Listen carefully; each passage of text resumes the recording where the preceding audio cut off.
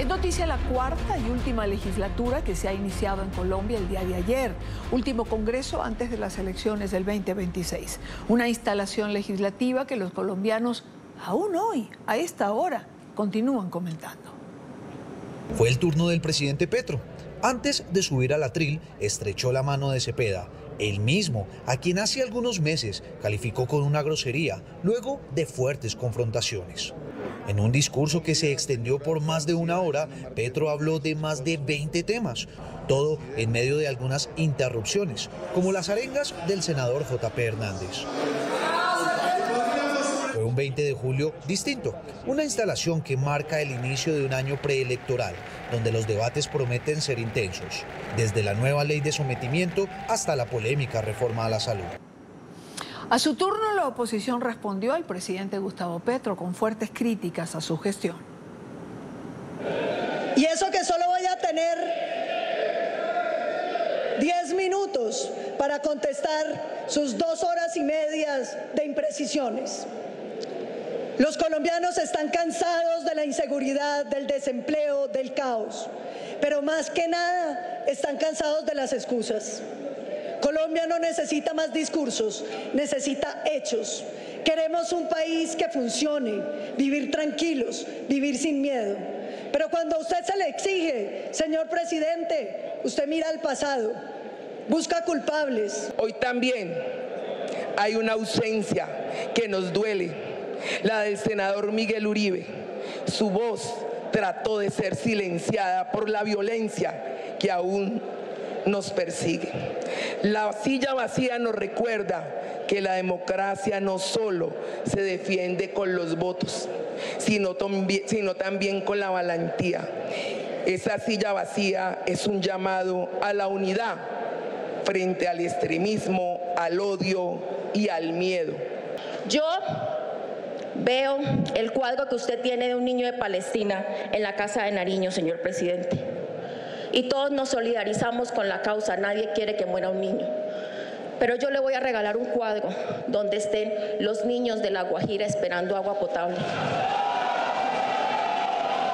Para que cuando lo vea, recuerde que su gobierno los utilizó mientras esa plata se la robaron. Usted se vendió como feminista. Orden.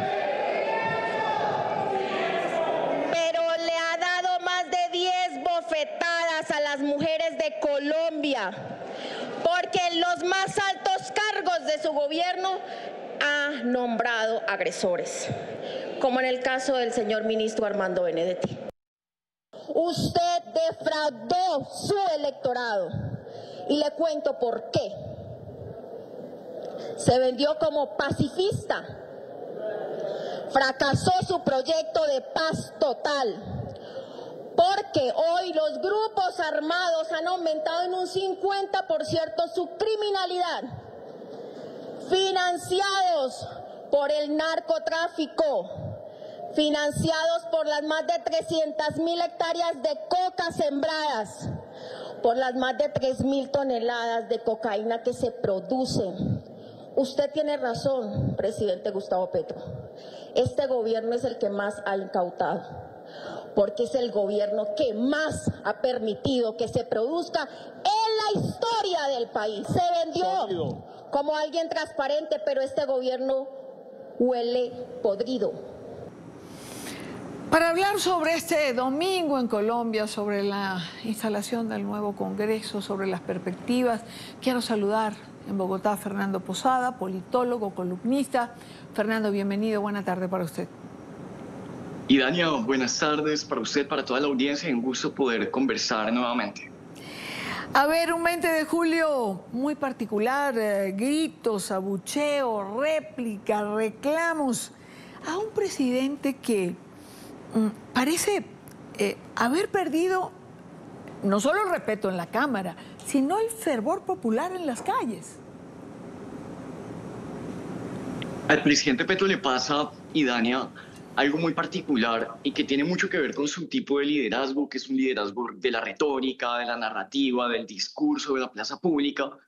Y es que eso puede ser muy útil en la campaña y de pronto el primer año de gobierno y de pronto quizás el segundo.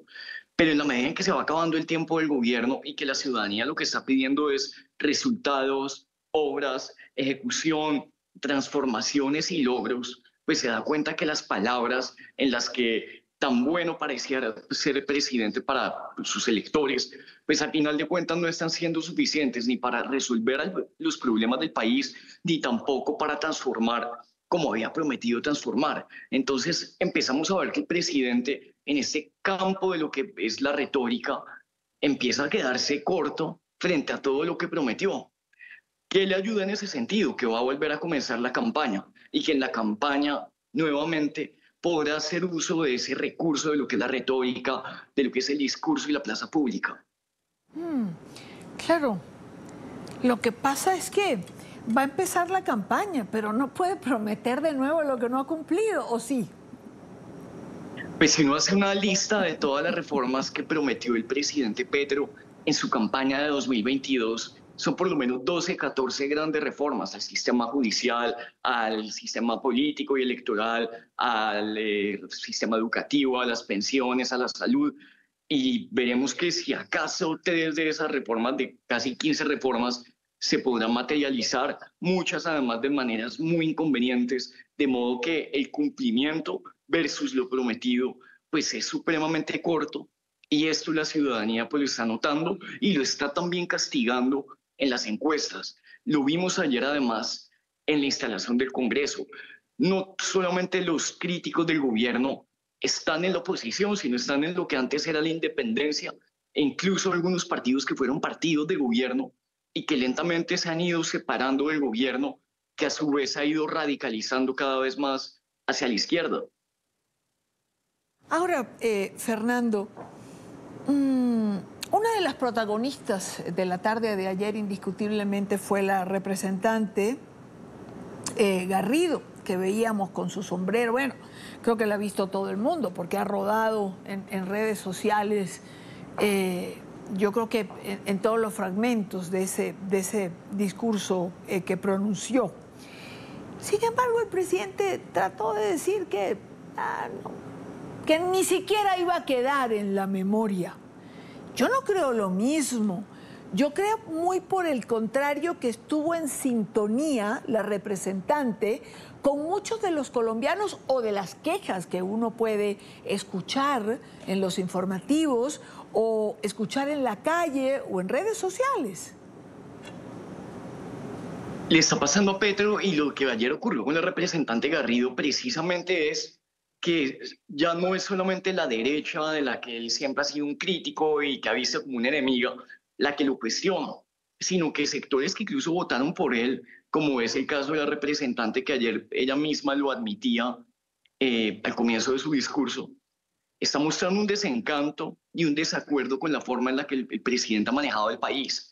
Y esto es supremamente importante en la medida en que se van acercando las elecciones. Y es que no solamente los sectores críticos al gobierno se están quedando en esta derecha con la que él se enfrentó en 2022 y en 2018, sino que también sectores que confiaron en él y que apoyaron su elección, que fue lo que permitió que Petro llegara de 6 o de 8 millones de votos que antes había obtenido a los 11 con los que fue ganador, que esa base de los 11 millones de votos cada vez es más corta, cada vez es menos numerosa, y en ese sentido pues ir perdiendo sectores de centro derecha incluso que lo apoyaron, pues es supremamente significativo. Ahora bien, el presidente dice que es que la oposición lo atacó y lo insultó, y resulta que en todos los discursos que ayer vimos yo creo que podemos estar de acuerdo en que hubo muchos argumentos, en que la senadora Paloma Valencia dio muy buenos argumentos, cifras, puntos de vista, que la representante Garrido también dio argumentos,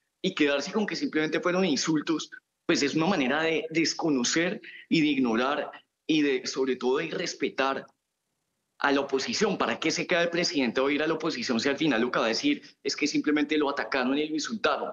Resulta que quien ha insultado a la oposición ha sido precisamente él, cuando los ha llamado vampiros, cuando los ha llamado HPs y todo eso que les ha dicho. Así que es una manera de desconocer unos reclamos muy válidos y unos argumentos, decir que simplemente fueron insultos y ataques. ¿Qué visualizas o cómo visualizas, Fernando, los meses que nos separan, que cada vez son menos, porque este año va o lleva prisa, de las elecciones del próximo año. ¿Cómo visualizas este año legislativo, por ejemplo? Normalmente los primeros 2 años son los mejores años para los gobiernos y sobre todo si los gobiernos tienen popularidad y tienen una coalición grande. Lo interesante en ese sentido es que Petro ha perdido mucha de su popularidad, pero sigue manteniendo una coalición fuerte en el Senado y sobre todo en la Cámara de Representantes. Y esto también tiene que decirnos mucho de lo que son las dinámicas legislativas en Colombia. Hemos visto cómo el presidente ha pasado meses y años atacando todos los días al Congreso y de una manera más intensiva en los últimos 3 meses. Meses en los que llegó al Congreso cargando una espada, que es la espada de Bolívar, y atacando y llamando HPs, y llamando vendidos del capital, y llamando toda la clase de insultos, de insultos que él usa contra el Congreso. Y en el momento de la votación de la consulta popular estuvo a 2 votos de que su consulta fuera aprobada, aún en medio de esa dinámica de insultos, quedaron 49-47 votos. De modo que el presidente sigue teniendo buenos números incluso en el Senado, donde tiene más participación la oposición. De modo que el presidente está lejos de estar derrotado en el Congreso. Y esto también debe dejarnos con la preocupación de por qué el Congreso, aún en medio de todos los ataques de los que es blanco por parte del presidente de la República, sigue caminándole con tanto, digamos, con tanta disciplina a muchos proyectos del gobierno. Ahora bien, en esta legislatura se van a discutir proyectos bien importantes, particularmente lo que va a ser la reforma a la salud. Y esa es una reforma especialmente crítica para el gobierno. Probablemente también vamos a ver una ley de financiamiento que el gobierno necesita y en la cual ha insistido bastante. Sin embargo, viene el año electoral y en ese sentido los congresistas le van a caminar menos al gobierno probablemente, y el gobierno a su vez va a tener muchas menos formas de negociar con el Congreso. Bueno, cada quien empieza a cuidar su curul y el voto que va a pedir a los colombianos. Ya la cosa no va a caminar al mismo ritmo. Bueno, al menos eso decimos tú y yo, Fernando. Habrá que ver qué pasa. Una última pregunta, te pido una respuesta corta. ¿En qué momento se encuentra la democracia colombiana?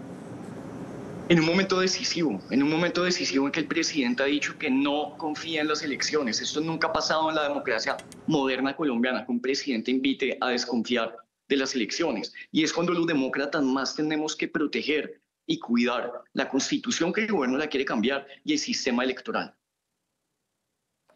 Es Fernando Posada, politólogo, columnista. Gracias, Fernando, por acompañarnos. Saludos. Y Dania, muchísimas gracias. Un saludo cordial a toda la audiencia en NTN 24 esta tarde.